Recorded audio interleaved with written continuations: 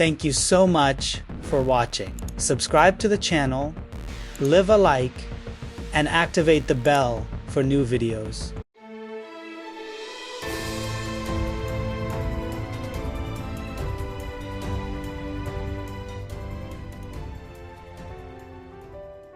In a quiet pocket of the city, tucked between a wilted flower shop and a used bookstore that always smelled faintly of cinnamon and forgotten stories, there existed a cafe that few people talked about but many people loved. It wasn't the kind of place that showed up in glossy magazine spreads or influencer travel vlogs. It didn't have the trendiest lighting or the latest brewing gadgets. What it had was atmosphere. Real atmosphere. The kind that invited people to sit for hours and just be. There were mismatched chairs, old wooden tables with initials carved into the surface, and windows that fogged up when it rained, windows that held secrets behind their condensation. And every morning, like clockwork, the cafe filled with the same cast of characters. The woman with the red scarf who journaled in cursive, the law student who ordered espresso shots like they were water, the old man who never bought anything but always read the paper at the corner table. It was a rhythm, a gentle heartbeat of regulars and rituals. On a particularly gray Tuesday morning, the kind where even the light seemed drowsy, two strangers walked into that cafe, one right after the other, without realizing that their lives were about to tangle in the most unexpected way. He arrived first, hood up, earbuds in, laptop in tow, a freelance copywriter with deadlines breathing down his neck and caffeine as his only companion. He made a beeline for the window seat, the one with the crooked leg that wobbled if you leaned too hard to the left. But he didn't care. He liked being near the window. He liked watching the city move, while he tried to string words together in a way that made sense. 5 minutes later, she entered, scarf wrapped high around her neck, a sketch pad tucked under her arm, and that kind of tired in her eyes that only creatives know, the one born from too many late nights chasing inspiration. She ordered green tea and slid into the booth in the back corner. She always chose a corner. It felt like the safest place to think. They didn't look at each other, not even a passing glance. To them, the other was just another person filling a seat. But at 10:36 a.m., something happened. Something small, something quiet, but something that would set everything into motion. The Wi-Fi slowed down. He grumbled. Tab after tab refused to load. He clicked on the network icon, annoyed. His eyes scanned the list of available connections, and that's when he noticed it. The cafe's official network, coffee_house_free Wi-Fi, was still there. But beneath it was another network, almost identical in name but not quite. It read, coffee_house_free Wi-Fi_guess again. Curious, he tried to connect. The network asked for a password. He typed in the obvious choices. Coffee 123 password. I love coffee, but each was met with rejection. Then, suddenly, the network disappeared. A second later, a new one appeared. I_saw_that_. He blinked, unsure if he was imagining it. Then he laughed, softly. He sat back in his chair and looked around for the first time. No one seemed suspicious. No one looked particularly mischievous. Everyone was glued to their screens or deep in conversation. He cracked his knuckles and created a hotspot of his own. Not_today_stranger. Across the room, in the corner booth, her lips curled into a smile. She'd seen him try. She'd seen the confusion on his face. And now, She saw his response. She'd been playing this game for a week, now renaming her personal hotspot whenever someone tried to sneak onto it. Most people gave up after a failed attempt or two. But this one, he responded, and suddenly, the morning wasn't just another quiet Tuesday. It was a challenge. She changed her network name again. Your_move_with. He grinned. So, it was a game. He leaned into it. The hours that followed unfolded like a digital chess match. Every 15 minutes, a new message appeared via Wi-Fi SSID. Some were clever, others poetic. He tried you_shall_not_pass. She replied with Gandalful Doprov. He sent out and she returned with unlimited. Each message was a puzzle piece, a clue, a secret handshake invisible to the rest of the world. Around them, people sipped lattes and scrolled social feeds, completely unaware that a silent connection was being forged between two strangers who still hadn't looked up from their screens. He began to anticipate her style. She liked puns, references to books and animals. She used emojis in her passwords. He started incorporating movie quotes, song lyrics, inside jokes that no one else would recognize. They danced back and forth, never acknowledging each other directly, never breaking the illusion. But it wasn't just playful. It became something else, something deeper. On Thursday, she used the SSID I_spy_someone and set the password to_green_t. He stared at it for a moment, puzzled. Then he looked up, across the room. Only one person had a green tea mug on her table. And for the first time, he wondered, is it her? He considered approaching her. Just to see, just to ask. But something held him back.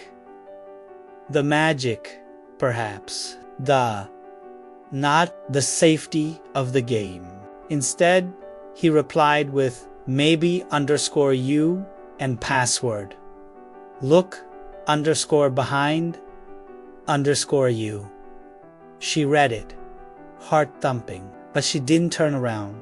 Not yet.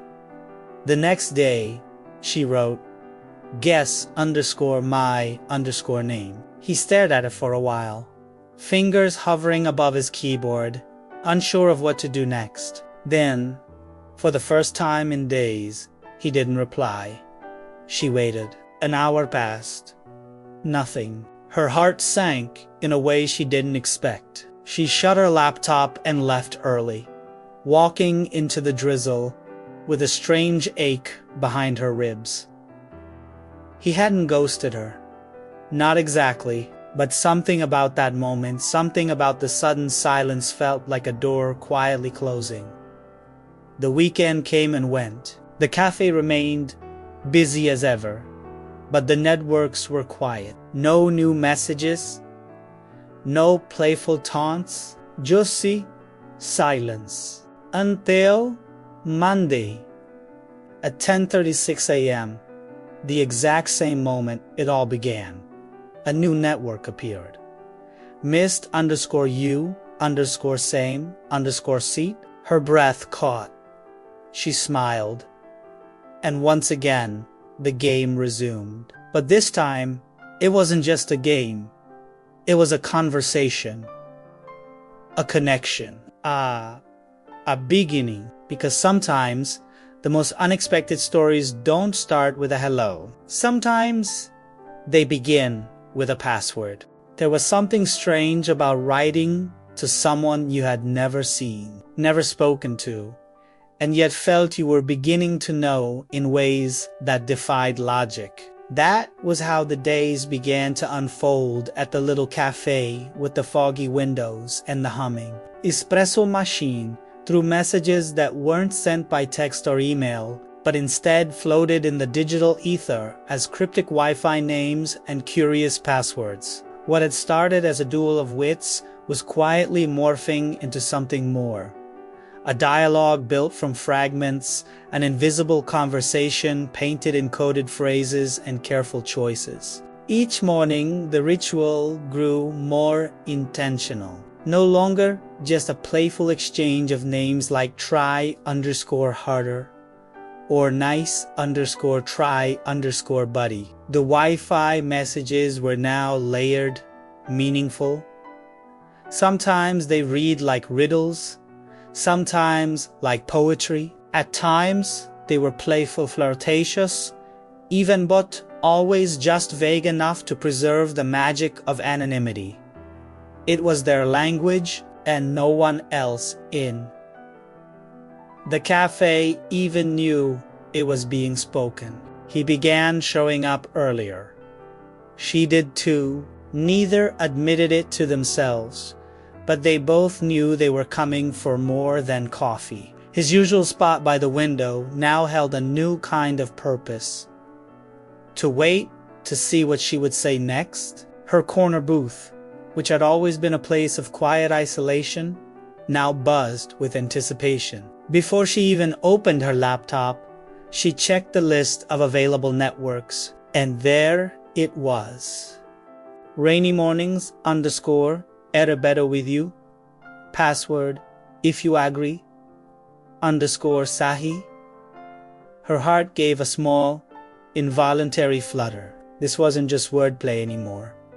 This was something else. She took a moment to breathe, then responded, network name, hi from the corner, password, still sipping green. And just like that, the cafe became more than a place to work. It became a shared space of connection, a private stage, a secret garden hidden in plain sight, blooming in ones and zeros.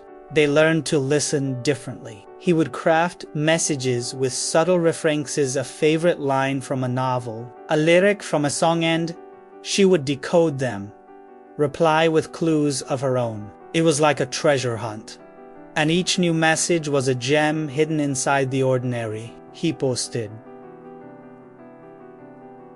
Bookstory Portal's password.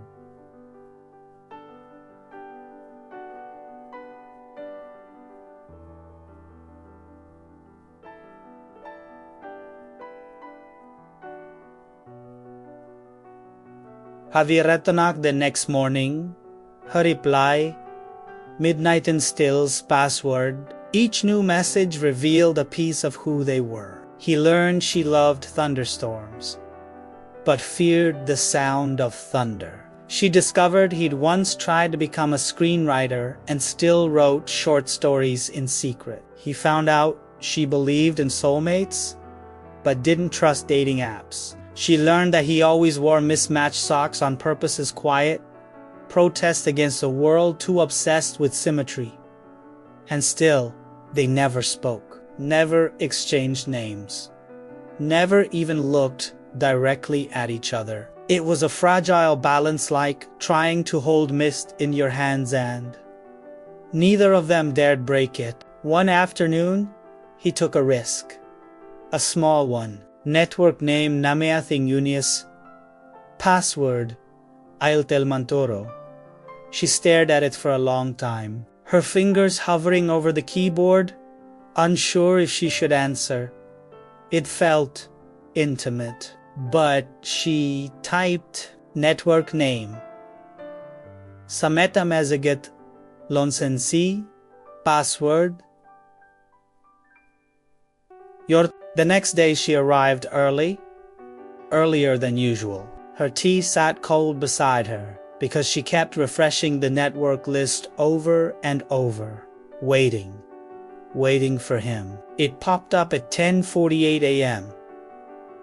Istillere Teletons, no password, just the message. And her heart did something strange, like it turned a little sideways, or maybe cracked open just enough to let something unfamiliar in. Over the next few days, the exchanges became a lifeline. On the surface, the world continued As usual, laptops opened and closed.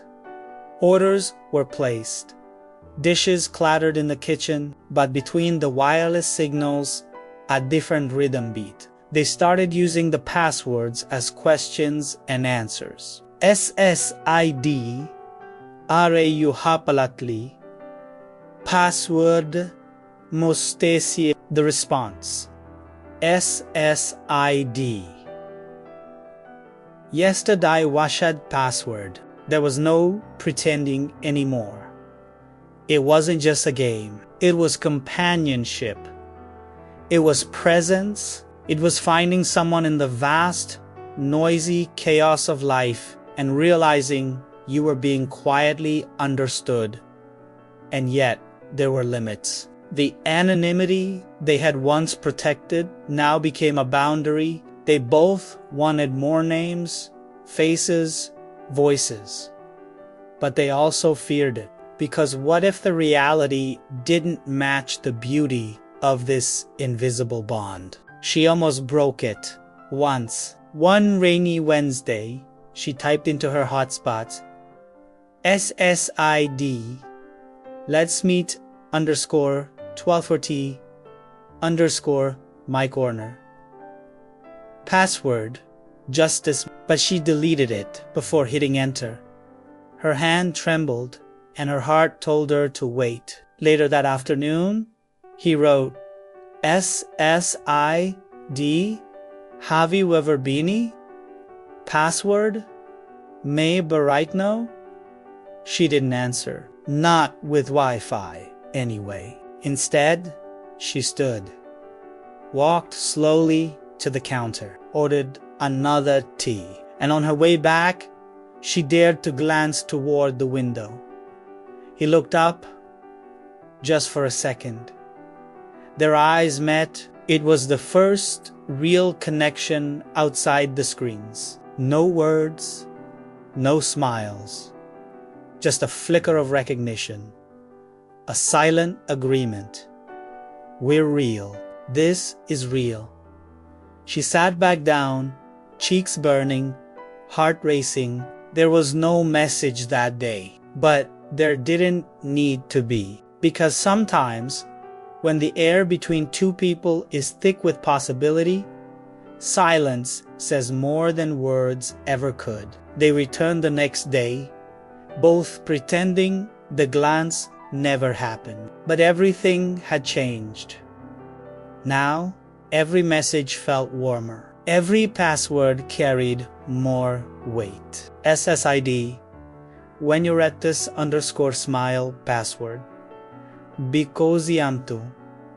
And she did. And so did he. The cafe had become their secret world, a place where language was born out of curiosity and love bloomed in binary. They still didn't know each other's names, but they knew something far more precious.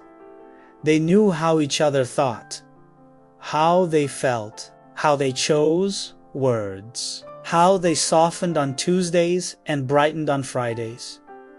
They knew enough to care and enough to wonder, and as long as the signals kept crossing, they weren't strangers anymore.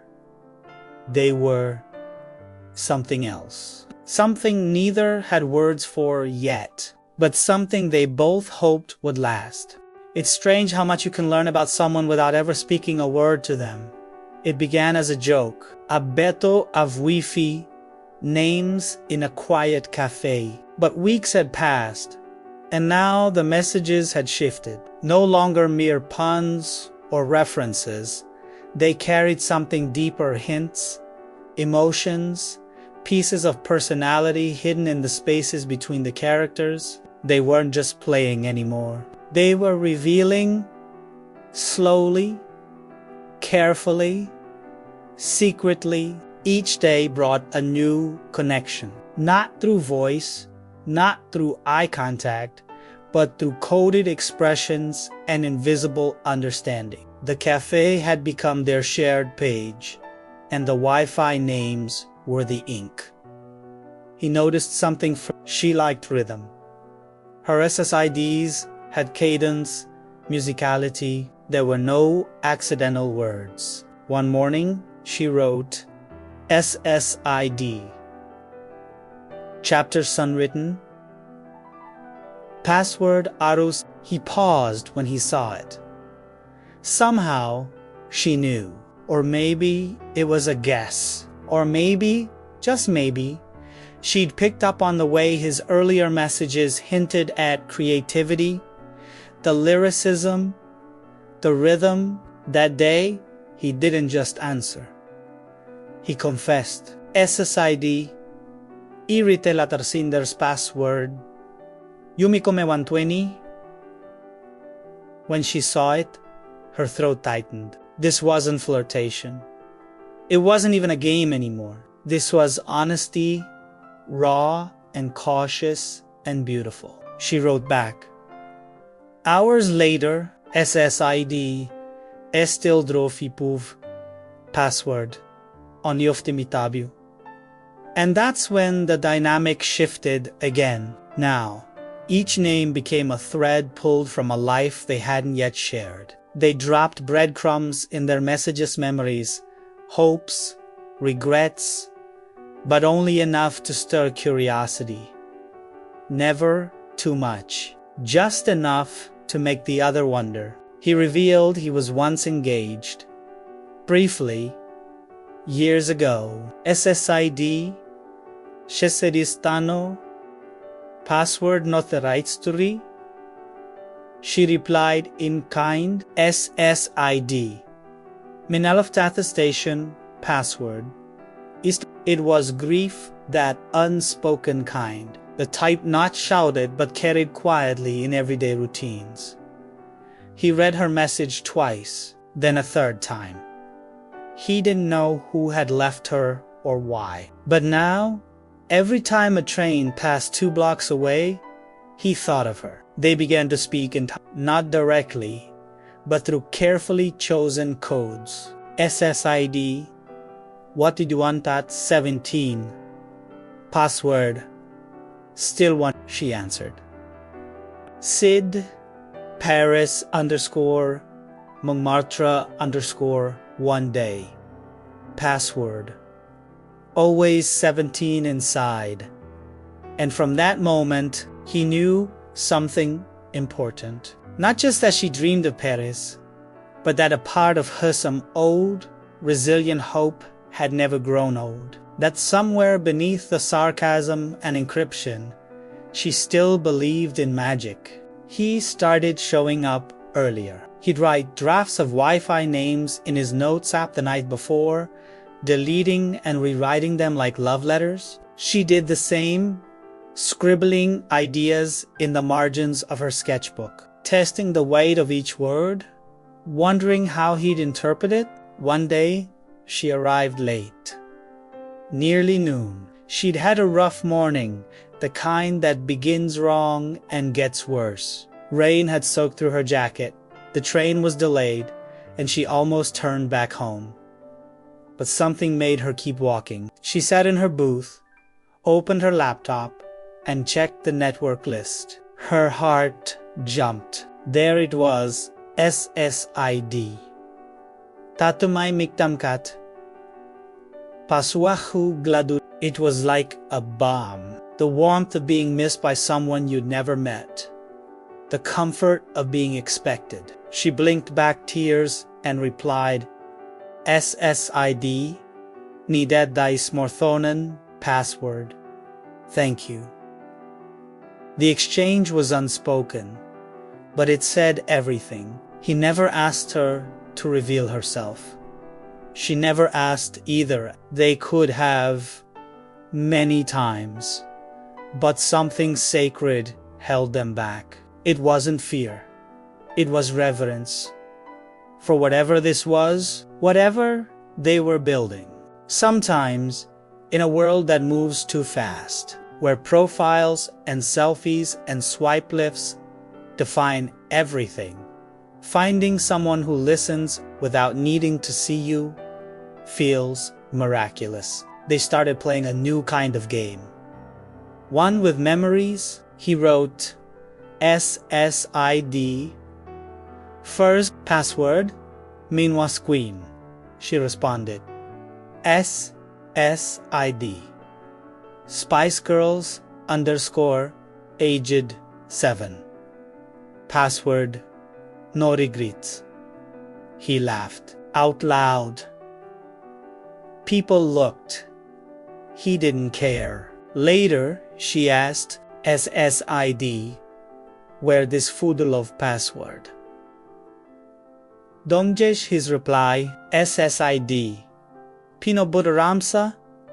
Password, yes really. The messages weren't always profound.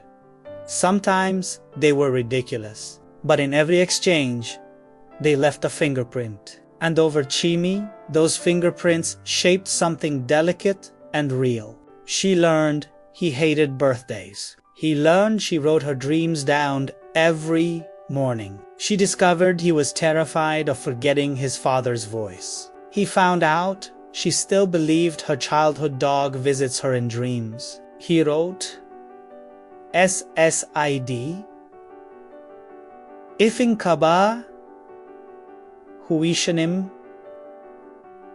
password, Istatumik. She waited a long time, then finally answered. SSID, Natumachi password mutu. They were dancing closer to the edge where mystery ends and reality begins, and neither knew if they were ready to cross it. One rainy afternoon, she made a mistake. She stood too quickly, and her sketchbook fell to the ground. Papers scattered beneath her booth. A barista rushed over. A stranger helped gather pages. He saw one drawing before she could pull it back. A face. He froze. She noticed the look in his eyes, realization, recognition, panic. She didn't speak, just gathered the pages and walked quickly out the door, heart pounding so hard she could barely hear herself breathe. He didn't follow. He couldn't. Instead, he packed up slowly and left the cafe in silence. That night, there was no Wi-Fi message, nor the next day. 2 days passed. 3. Silence. And then, on the 4th day, just when she was sure it was over, she opened her laptop at her apartment. Not at the cafe, just home. And a notification popped up. Nearby network, SSID, you drawn beautiful password. Her eyes widened. He'd found a way to reach her. Maybe through Bluetooth. Maybe through Signal. Somehow, he had found a way. She connected. Then replied with her own SSID. Kamidov Kf tomorrow. Password, you think it's time? And just like that, the code was clear. Tomorrow would be different. Tomorrow, the words would step out of the air. And maybe, just maybe, so would love. There comes a point in every story where the unknown stops being enchanting and starts becoming unbearable. Mystery is a powerful thinket, draws you in, keeps you engaged, gives your imagination room to soar. But mystery, when stretched too far, begins to ache. It becomes a question that no longer invites wonder, but demands an answer. That's where they were now. 2 people. 2 corners of the same cafe, and a question swelling between them louder than the clink of spoons against mugs or the gentle hum of conversations around them. Who are you? They had shared so much, hadn't they? More than most people do in the early stages of knowing one another. Favorite childhood memories, personal quirks, past heartbreaks, deep fears, all encoded in clever SSIDs and whispered through passwords. No one else noticed. It was a digital intimacy, private and sacred. But now it wasn't enough. He stared at his screen that Monday morning, but his fingers hesitated on the keys. What was there left to say that didn't lead to the inevitable? SSID? Can we meet? Password? Just dance? He didn't post it. He deleted it across the cafe. She was doing the same thing. Her cursor blinked inside a field where she'd written SSID, tell mo you were, password, Iwan Takno. But she didn't send it either, because what if it broke everything? What if putting a face to the words changed how they felt? Because in a world of anonymous signals, you could believe anything. You could believe that the person across from you was candid and gentle. You could imagine they understood you because their words resonated perfectly, not because reality confirmed it, but because the space between you was filled with possibility. But real people are messy. They don't always say the right thing. They don't always match the fantasy. And yet, there was no turning back now. The moment she had dropped her sketchbook, the moment he had seen his own likeness drawn with such softness and care, the spell had cracked. Not broken, no. Not yet, but fractured just enough to let reality peek through. And once seen, reality cannot be unseen. 4 days, they danced around it. She posted SSID, do you me see? Password, Ihota Thelens. He replied, SSID, Moritanyukno. Password, can we? Their messages became fewer, slower, not because the feelings had faded, but because the tension had shifted. No longer a game of flirtation or poetic riddles. Now, each message felt like a tightrope walk between imagination and revelation. They began to search, not through names or direct questions, but through observation. She watched the cafe more closely now. Not the screens, but the people behind them. She studied shoes, laptop stickers, wristwatches. She noticed who arrived at the same time every day, who brought their own mugs, who lingered after their drinks were gone. Could it be the tall guy who always ordered espresso and scribbled in his journal? Or the woman with the vintage camera bag and shy eyes? But none of them matched the messages. One day, she spotted a man by the window, typing with nervous energy, eyes flicking to the corner where she sat. He was younger than she imagined. Or was he just nervous? He looked up. Their eyes met. And nothing happened. No flicker of recognition, no spark. Just the polite, distant look of two strangers accidentally locking eyes. Not him.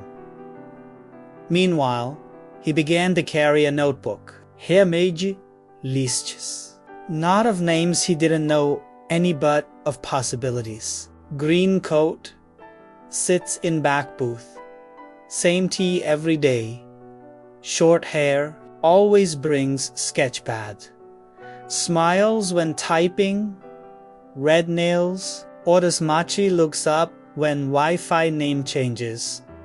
He watched, but gently, respectfully. The last thing he wanted was to invade the privacy that had made their connection so beautiful. But the longing was growing stronger, stretching beyond the screen. Every time he saw a smile flicker at a laptop screen, he wondered, was that for me?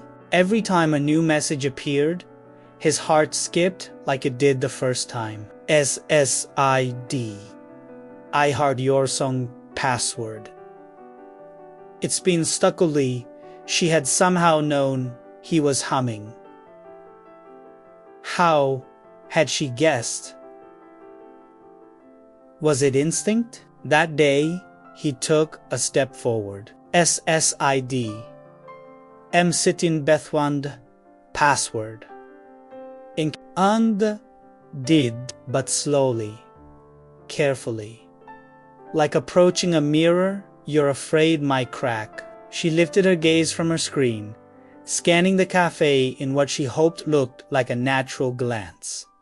Her eyes swept across tables, mugs, faces, and then she saw him. He was already looking, not staring, just waiting. Her breath caught. He smiled, softly. The kind of smile you give when you're not sure if you'll be allowed to. She didn't smile back. Not right away. She looked down. Then, after a long pause, she typed SSID, Mabithizisha, password. Desmilgivite. He closed his laptop. Not out of frustration, but reverence. It was her. He knew it. She did too. Still, they didn't speak. Not that day. They let it linger a little longer. A little safer, because speaking the first word out loud meant crossing a line they had spent weeks drawing. But the line was already fading. The next day she arrived early. Too early. She wasn't even sure he'd come. But he did. And when he walked in, their eyes met again. This time, she smiled first. He sat 2 tables away, not too close. Just enough. No messages that day, no Wi-Fi networks, just silence. Comfortable, curious silence. They didn't need passwords anymore. The cafe felt different now, as if it too was holding its breath, waiting for what would happen next. They stayed that way for an hour working, glancing, sipping, pretending not to count the minutes, until she stood, walked slowly past his table, and dropped a note beside his mug, just a folded piece of paper.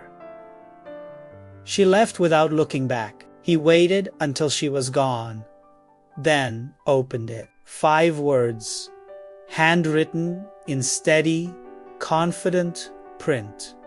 Tomorrow, same time.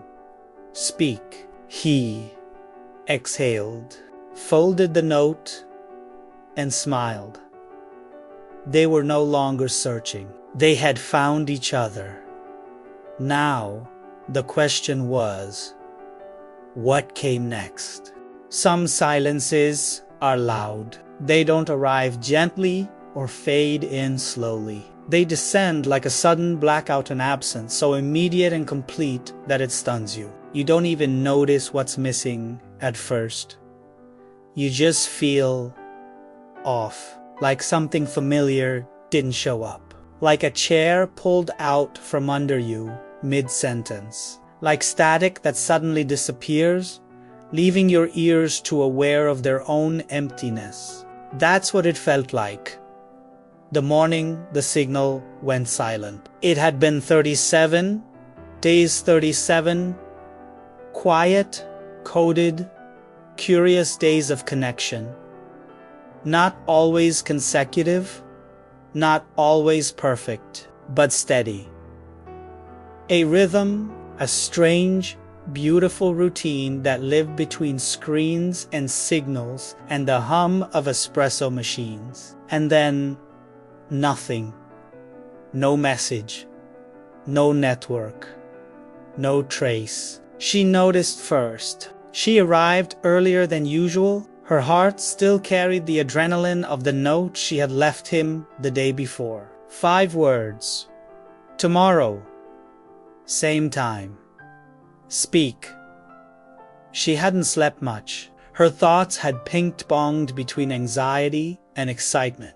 She'd imagined his voice, what it might sound like, wondered if his laugh was deep or breathy, if he used his hands when he talked, if their connection would survive once spoken aloud. She ordered her tea, sat at their cafe, opened her laptop, refreshed the network list, waited, nothing. She refreshed again. Still nothing. At first, she thought he was just late. Then, maybe he'd gotten stuck in traffic. Slept in, changed his mind. An hour passed.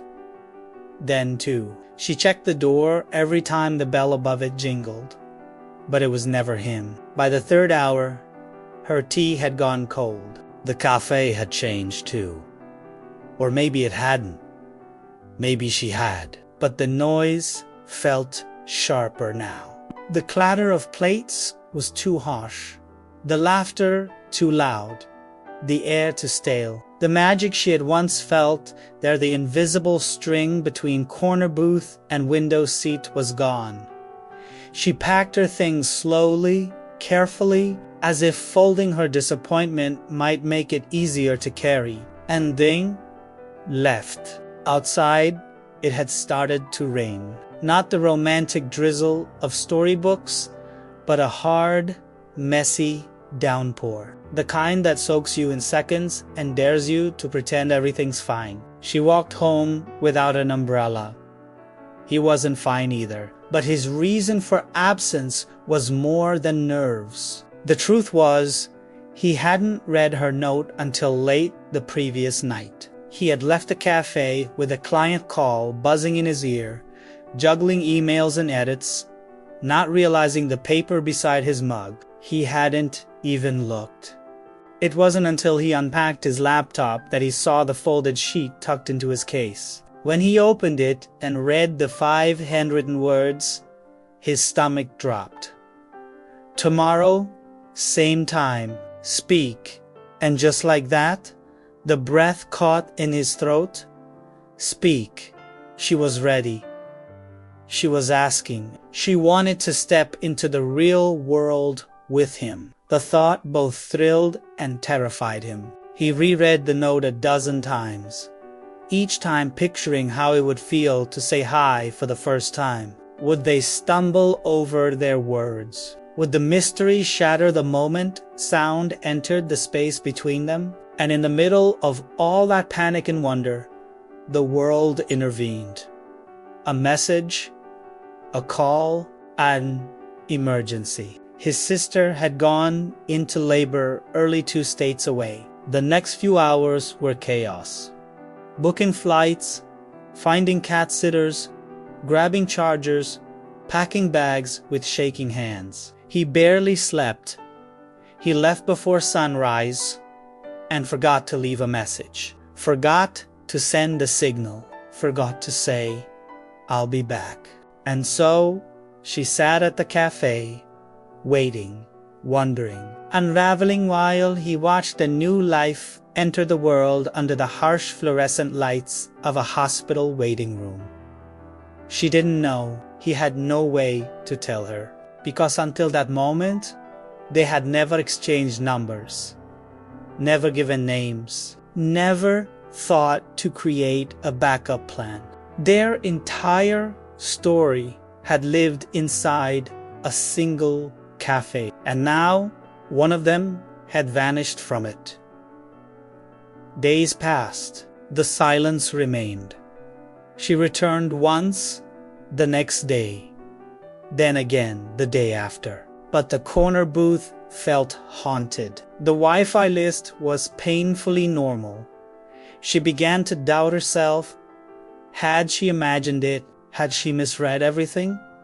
Maybe he had never really been there. Maybe he had gotten what he wanted from the game and moved on. Maybe, once the fun was over, he simply disappeared as easily as a deleted network name. It wouldn't be the first time someone had vanished from her life. Still, it hurt more than she expected. She stopped going to the cafe.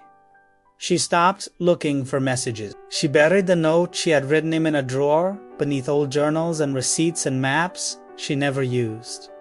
She tried to forget. He tried to find her the moment he returned. 3 days later, he rushed to the cafe. Heart pounding, laptop already connected. He scoured the room. She wasn't there. He posted the only message he could think of, SSID, Immersive Day password. Please come back. He waited hours. Nothing. He came back the next day, and the next, posted new messages, left clues, SSID. D. Pasud, I didn't mianto SSID. Arustal Thor, Pasud, I can't find you. I didn't know if she'd ever see them. He wasn't sure she'd ever return. But still, he kept posting. Not because he thought it would work, but because he didn't know what else to do. She saw one, eventually. She wasn't at the cafe, but a friend was. Someone who didn't even know the story. Someone who, in passing conversation, mentioned seeing a weird Wi-Fi network at the cafe Malha Ada Ustelfar _icon findo. She froze, pulled her laptop out, walked 3 blocks without stopping, ordered nothing, sat at her booth, refreshed the list. There it was, a signal she hadn't expected, a voice she hadn't heard but instantly recognized. She smiled. It was small, but it was real. And then she posted, SSID, I'm here, password, still want to speak. Moments later, she heard a chair slide back. She turned. He stood. Their eyes met. No mystery now. Just 2 people. 2 hearts that had spoken across invisible waves, now face to face. He walked over, paused at her table. I'm sorry, he said, softly. She nodded. I waited, she replied. I know, a bit. Then she smiled. I still want to speak. So do I. He sat, their hands not quite touching. Their voices unsure, but their hearts clear. And in that moment, silence no longer felt empty. It felt full. It felt like the space between lightning and thunder, brief, breathless, beautiful, because the signal hadn't disappeared. It had only paused. And now it was back, louder than ever. There are moments in life when everything feels like it's moving too fast. The noise, the lights, the expectations. But then there are other moments, rare ones, where time seems to exhale and settle, just long enough for something extraordinary to bloom. This was one of those moments. 2 people, 2 seats. No screens between them, just air and possibility and the soft hum of a cafe that, for weeks, had unknowingly been the stage of a love story told in invisible ink. They sat across from each other for the first time, and for a long while, they didn't speak. Not because there was nothing to say, but because everything that needed saying had already been said. In passwords, in pauses, in the silence that had brought them here. She studied his face, the one she'd drawn a dozen times, maybe more. It was both familiar and foreign, like walking into a place you dreamed about as a child and finding it unchanged. His eyes were kind. That much she had guessed right, and he smiled the way his messages always felt. Warm, thoughtful, with a hint of playful chaos. He looked at her with a kind of awe, not the loud, dramatic kind, but the quiet, reverent kind, the kind reserved for art and music and sunrises. She was real, more real than he had imagined. And yet, exactly as he'd hoped. Not because of how she looked, but because of how she felt. She felt like all those messages had felt honest, safe, alive. He was the first to speak. I didn't know how to start. She tilted her head slightly. Me neither. He laughed softly. And to think. We wrote novels in Wi-Fi. She smiled. Some of them better than anything I've ever said out loud. They paused again. But this Chimi, it was comfortable. Easy. A silence that stretched like a soft blanket between them. She leaned forward, eyes playful. So, what's your name? Or should I keep calling you not_today_stranger? He chuckled. That was one of my better ones. She agreed. It was. Then, finally, he said it. I'm Theo. She repeated it in her mind. Once, twice, Theo. It sounded right. Like a punctuation mark at the end of a sentence she didn't know she'd been writing. I'm Lena, she said, her voice barely above a whisper. Theo smiled. Of course you are. It was a silly thing to say.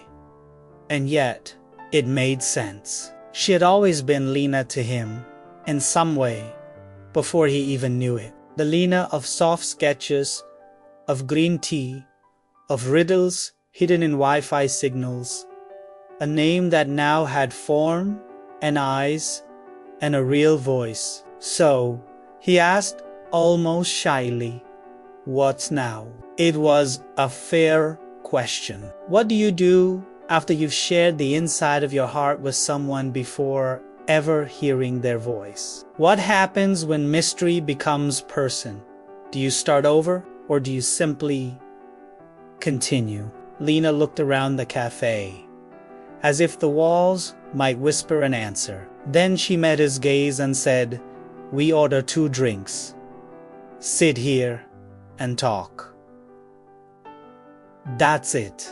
Well, she added, we could also rewrite the ending of this story together. He tilted his head. Was it ending? She grinned. Maybe it was just the prologue. They stayed for hours, talking, pausing, laughing, unraveling all the things they hadn't been able to say with network names and passwords. He told her about the first message he ever saw. How coffee_house_free Wi-Fi_guess again made him snort into his mug. She told him she almost deleted that network after thinking it was too ridiculous. He said he always suspected she liked cats because of the Anliafulikats password. She admitted she did, and that one of her cats was named Biscuit. They swapped favorite books, talked about the people they'd once been, and the people they were still becoming. The kind of conversation that feels like it should take years, but somehow fits into a single afternoon, and every now and then, they'd both fall quiet. Not out of awkwardness, but gratitude. Because how rare it is, how impossibly rare, to find someone in a sea of strangers. Especially through Wi-Fi. The days that followed felt different. Not in the way a romance usually begins, with sparks and declarations and fast-moving promises. No, this was something slower, deeper, built on weeks of careful, coded attention. They still came to the cafe, still brought their laptops, still sat near each other, but now there were no more secret networks, no more passwords. They didn't need them. Now, they spoke aloud. Now, they looked at each other when they laughed. Now, they shared sips of the same drink and debated over playlists with their earbuds shared between them. But every now and then, one of them would post a Wi-Fi name just for fun. One afternoon, she posted SSID, still sipping green password. But no which company, he smiled, posted back SSID, Nomora Mystery, Password, Justice. And the entire cafe remained blissfully unaware. Of course, they never told anyone the full story. How do you even explain something like that? That you fell in love through invisible waves? That your first conversations were seen but never heard? That your heart said hello before your mouth ever did? No. Some stories don't need to be explained. They just need to be lived. Months passed. They took walks together, painted in other parts of the city. Discovered that he was hopeless with directions and that she snored when she was exhausted. They argued about movies, tried cooking together, and got rained on twice without an umbrella. Both times laughing like kids. One day, they were sitting in the same cafe where it all began. Same booth, same mug. The lights from the window casting soft shadows over their hands. He pulled out his phone, created a hotspot. She glanced at her screen. A smile bloomed. SSID, Willoughby, password, forever. She looked up, eyes full, and whispered, "Yes, there are 1,000 ways for two people to meet. Some meet through friends, some through apps, some through fate disguised as coincidence. But once in a while, two people meet through a signal, a hidden voice sent through the air, a digital heartbeat, waiting to be answered. And when it is, well, sometimes love doesn't need to speak loudly. Sometimes it just needs the right connection." The end.